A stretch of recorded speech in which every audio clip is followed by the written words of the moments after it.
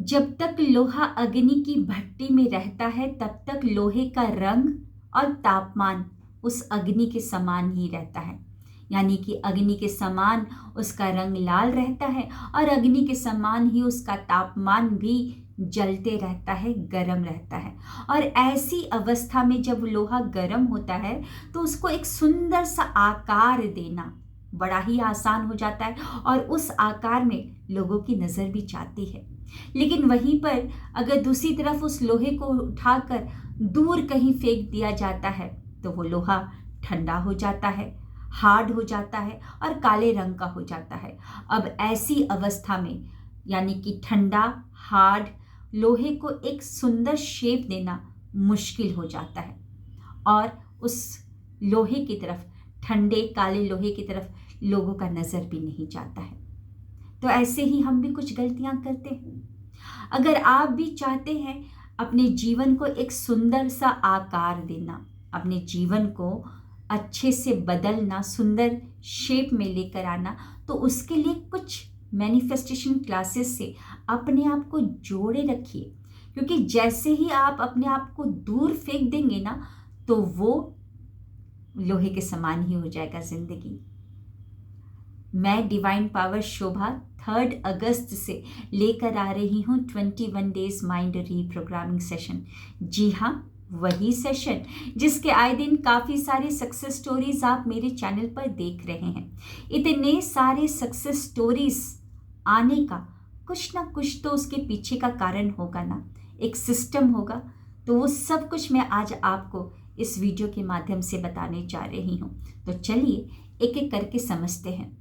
जो मेरी क्लासेस है उसका नाम ही है accept, healing and manifestation.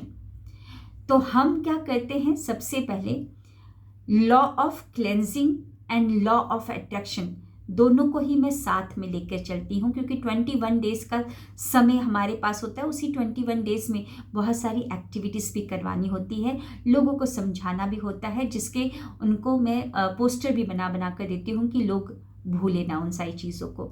Even highlights भी बना बना कर दिए जाते हैं ताकि लोग भूले ना।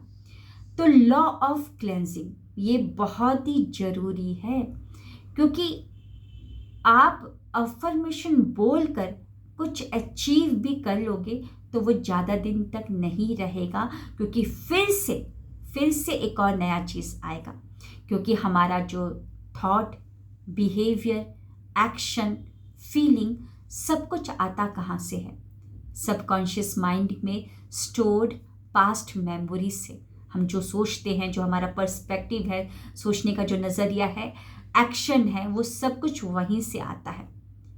तो हम लोग क्या करते हैं, यानी कि लॉ ऑफ क्लेंजिंग में होओपोनोपोनो प्रेयर एंड ईएफटी के द्वारा पास्ट की जो नेगेटिव मेमोरीज हैं उन पर भी धीरे धीरे काम करते हैं, ताकि जो नेगेटिव कचड़े हमने जाने अनजाने इकट्ठा किए थे, उन सारे कचड़ों की सफाई भी धीरे धीरे होती रहे, ताकि जो डिविनिटी है, यानी कि वो सूरज जो कि रोशनी देने के लिए तैयार है, लेकिन उस सूरज के सामने हमने अपने जानबूझकर ही या अनजाने में ही हमने उसके सामने काले बादल ला के डाल दिए हैं। और वो काले बादल क्या है?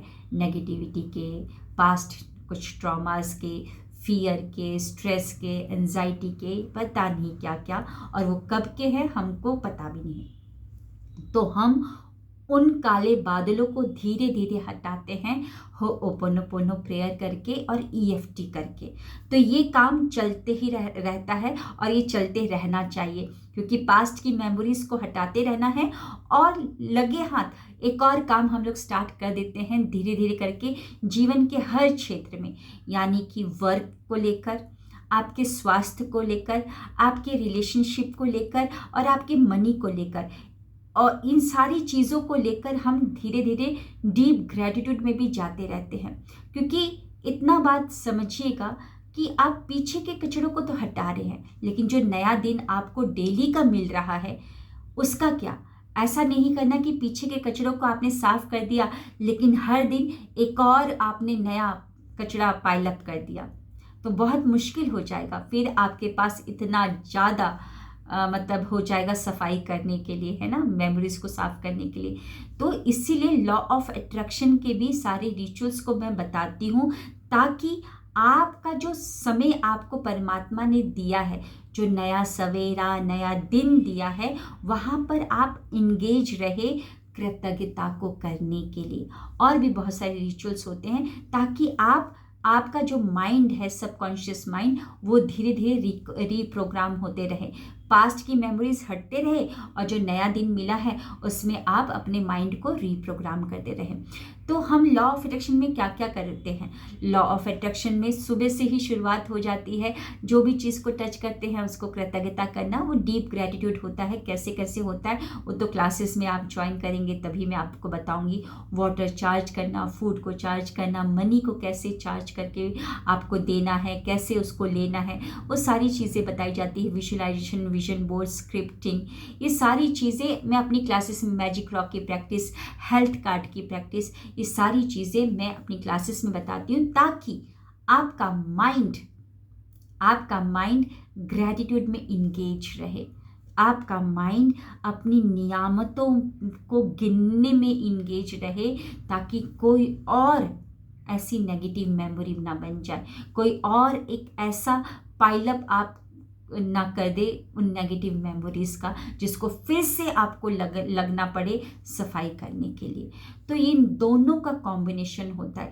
जब दोनों का कॉम्बिनेशन होता है तो मैनिफेस्टेशन करना आसान हो जाता है, यानी कि cleansing and law of attraction के दोनों को मिलाकर मैं लेकर चलती हूँ अपनी क्लासेस में। इसीलिए इतने ज़्यादा सक्सेस स्टोरीज आपको देखने को मिल रहे हैं। सो डिस्क्रिप्शन में मैंने पूरे डिटेल्स को मेंशन कर दिया है, चेक करें और अपना रजिस्ट्रेशन करवाएं। ब्रह्म मुहूर्त की क्लास जो होती है 4:15 से स्टार्ट हो जाती है, जो कि चलती है 1 घंटे की क्लास होती है 5:15 की, लेकिन कुछ लोगों के सवाल होते हैं तो 5-10 मिनट थोड़ा सा ऊपर मान के चलिए।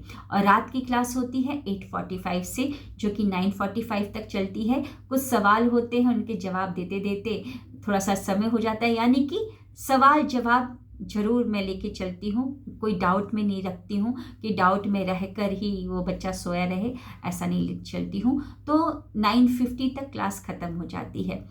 अगर आप चाहते हैं मॉर्निंग नाइट, उसमें भी पार्टिसिपेट कर सकते हैं। अगर एक क्लास में ही पार्टिसिपेट करना चाहते हैं तो उसमें भी कर सकते हैं, लेकिन मेरी मानिए, सबकॉन्शियस माइंड को रीप्रोग्राम करने का ब्रह्म मुहूर्त का समय और सोने से पहले का समय दोनों ही कमाल के हैं।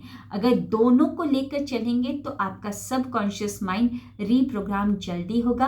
पास्ट की मेमोरी से हम अपने सबकॉन्शियस माइंड को खाली करेंगे, और सबकॉन्शियस माइंड में वो जो खाली जगह है, जो रिक्त स्थान है, उससे हम उससे भरेंगे जो हम चाहते हैं, है ना।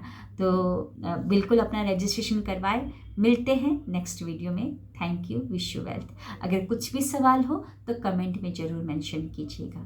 Thank you.